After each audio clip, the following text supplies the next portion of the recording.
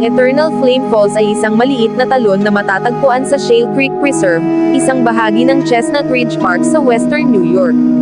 Sa base ng talon ay may isang maliit na grotto na naglalabas ng natural na gas na maaaring pailawan upang mag-produce ng isang maliit na apoy. Ito ay tinatawag na Eternal Flame dahil ito ay nananatiling nagliliyab ng walang tigil. Ang Eternal Flame Falls ay isang natatanging atraksyon dahil sa kakaibang katangian nito.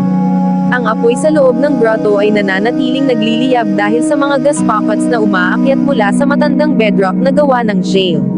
Naniniwala ang mga siyentipiko na ang apoy na ito ay nagliyab libu-libong taon na ang nakalilipas ng mga Native Americans. Huwag kalimutang mag-like and comment subscribe. Salamat!